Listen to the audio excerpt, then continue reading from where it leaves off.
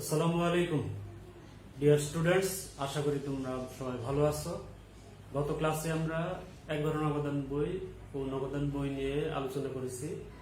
আজকে আমরা দুঘর নগদান বই নিয়ে আলোচনা করব। তো দুঘর নগদান বই হচ্ছে নগদান বইয়ের একটি লিপিবদ্ধ করার পদ্ধতি। এখানে টাকার ঘর দুইটা থাকবে, আর যে নগদান বইয়ে নগদ টাকা এবং ব্যাংক টাকার হিসাব একসাথে লিপিবদ্ধ করা হয় সেটা হচ্ছে দুঘর নগদান বই।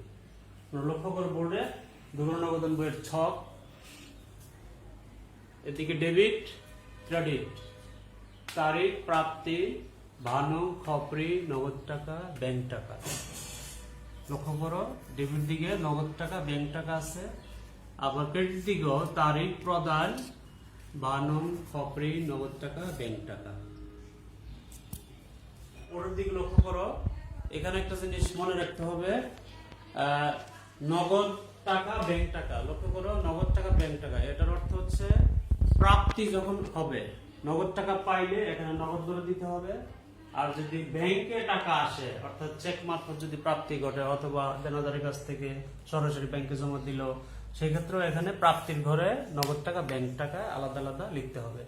আর ক্রেডিট দিকেও সেম ঘটনা, যদি খরচ হয় নগদে তাহলে নগদ ঘরে বসাতে হবে। যদি ব্যাংক থেকে টাকা চলে যায়, অর্থাৎ ব্যাংকের মাধ্যমে কোনো পরিশোধ হয়ে থাকে, তাহলে সেক্ষেত্রে ক্রেডিট দিকে ব্যাংকের ঘরে বসাইতে হবে।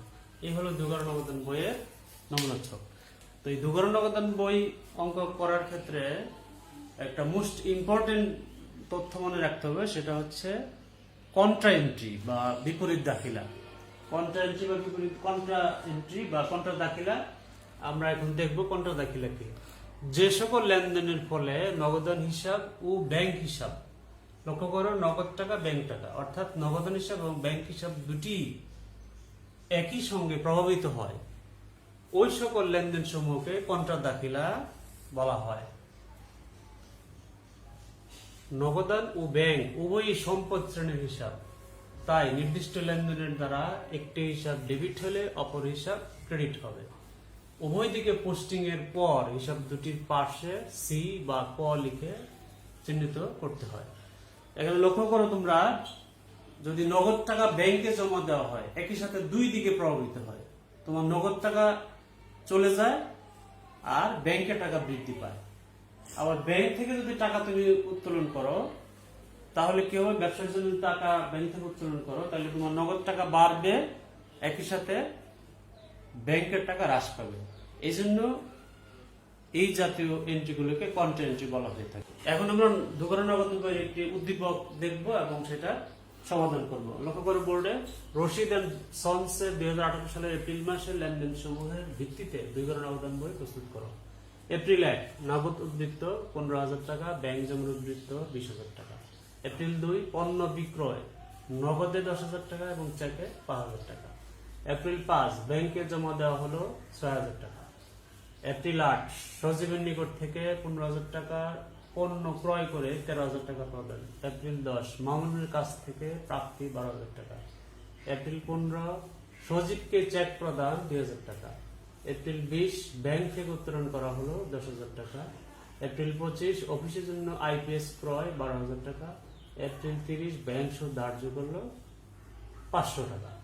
এখন আমরা এটার দুঘর নগদান বই লিপিবদ্ধ করে সমাধান করে দেখাবো। লক্ষ্য করো, রশিদ এন্ড সন্স এর এই নগদান বই করতে হবে। সবার উপরে রশিদ এন্ড সন্স দুঘর নগদান বই। এদিকে আমরা ছকটা করে ফেললাম, নির্দিষ্ট ছক অনুসরণ করেই করতে হবে। ডেবিট ক্রেডিট, তারিখ প্রাপ্তি, বানম খপরি, নগদ টাকা ব্যাংক টাকা, তারিখ প্রদান, বানম খপরি, নগদ টাকা ব্যাংক টাকা। এখন আমরা সমাধানটি করব। তারিখের করে 2018 সাল এপ্রিল 1 নগদ উদ্বৃত্ত এত টাকা এবং ব্যাংক জমা উদ্বৃত্ত 20,000 টাকা।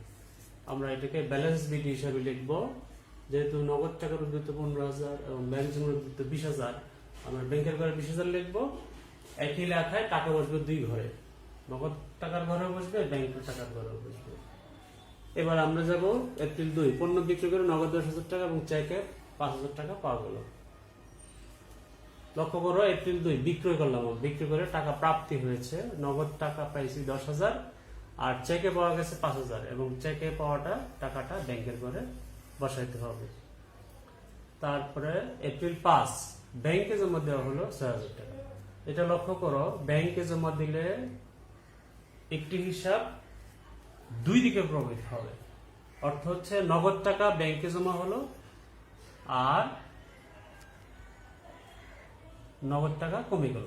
লক্ষ্য করো এপ্রিল 5 ব্যাংকে 6,000 টাকা আমাদের বৃদ্ধি পেল, নগদান হিসাবে এটা সি লিখবো কারণ এটা কন্ট্রা এন্ট্রি।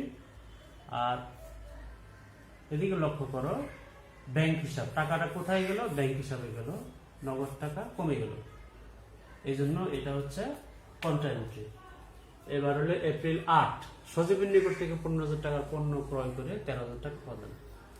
তো এটা হলো খরচ হলো, 15,000 টাকা পণ্য ক্রয় করে 13,000 টাকা প্রদান করছে। তো আমাদের লক্ষ্য রাখতে হবে এখানে যে টাকাটা নগদে প্রদান করা হয় সেটাই আমাদের এখানে বসবে, আর বাকি 2,000 টাকা বাকি রয়েছে, বকেয়া রয়েছে, ধার হিসাবে থেকে গেছে, ওইটা আমাদের কিছু করতে হবে না। আমাদের 13,000 টাকার এখানে পোস্টিং দিতে হবে, ক্রয় হিসাব 13,000 টাকা নগদ ফিরে বসবে। এপ্রিল 10 মামুনের কাছ থেকে প্রাপ্তি পাওয়া গেছে টাকা, নগদ টাকা পাইছি আমরা, এই জন্য নগদ ঘরে বসাইতে হবে। মামুন হিসাব 10 তারিখ 12,000 টাকা। 15 তারিখ সজীবকে চেক প্রদান, সজীবকে একটা চেক প্রদান করা হয়েছে, সজীব হলো পাওনাদার, তো টাকা চলে যাবে ব্যাংক থেকে, এই জন্য ক্রেডিট দিকে ব্যাংকের ঘরে বসাইতে হবে। 20 তারিখ ব্যাংক থেকে উত্তোলন করা হলো 10,000 টাকা।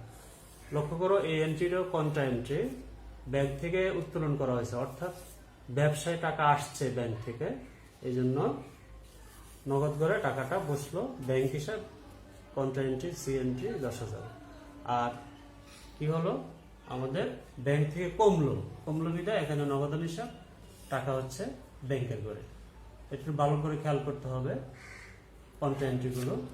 এরপরে 20 তারিখ 25 তারিখ অফিসের জন্য আইপিএস ক্রয়, এটা একটা খরচ, অফিস সরঞ্জাম হিসাব লিখতে হবে, নগদ ঘরে 12,000 টাকা। আর এপ্রিল 30 ব্যাংক সুদ ধার্য করলো 500 টাকা, অর্থাৎ ব্যাংক তোমাকে সুদ প্রদান করলো, তাহলে ব্যাংক সুদ দিলে আমাদের টাকাটা ব্যাংকের ঘরে বৃদ্ধি পাবে, ব্যাংক সুদ 500 টাকা। এখন যেটা করতে হবে 11 নগদানের মতোই এটাকে ব্যালেন্স বের করতে হবে। ব্যালেন্সটা হচ্ছে নগদ ঘরে টাকা দেখতে হবে কত, এর যোগ করলে হয় 47,000, এদিকে লিখবো 47,000। এখন এখানে খরচ ছিল 6,000, 13,000, 9,000, 9,000, 12,000, 31,000। তো 47 থেকে 31 বিয়োগ দিলে 16,000 টাকা, 16,000 টাকা রয়ে গেল, থেকে গেল। এটা হচ্ছে ব্যালেন্স সিডি। এপ্রিল 30 তারিখে, এপ্রিল মাসের শেষ তারিখে এটা দেখাইতে হবে। আর লক্ষ্য করো ব্যাংকের দিকে এদিকে হচ্ছে 31,500 টাকা আর এখানে হচ্ছে 12,000 টাকা, তা এই জন্য ব্যালেন্স সিডি দাঁড়াচ্ছে 19,500 টাকা। তো ব্যালেন্স সিডি 30 তারিখে যত হলো, পরের মাসের 1 তারিখ অর্থাৎ মে মাসের 1 তারিখ ব্যালেন্স বিডি হলো ওই যা সিডিতে ছিল তাই আবার বিডিতে চলে আসবে। নগদের ঘরে 16,000 আর ব্যাংকের ঘরে হলো 19,500। এইভাবে তোমরা যদি দুঘর নগদান বই প্র্যাকটিস করো তাহলে দুঘর নগদান বই লিপিবদ্ধ করতে পারবে। তোমাদের বইয়ে অনুশীলনী আছে, উদাহরণ আছে, এগুলি যদি তোমরা প্র্যাকটিস করে সমাধান করো তাহলে নিশ্চয়ই তোমরা পারবে। আর এই পর্যায়ে তোমাদের জন্য SW হচ্ছে সৃজনশীল প্রশ্ন নং 4, এটা তোমরা বাসায় করবে। কোনো সমস্যা থাকলে পরবর্তীতে আমার সাথে আলোচনা করবে বা বুঝে নিবে। ধন্যবাদ সবাইকে।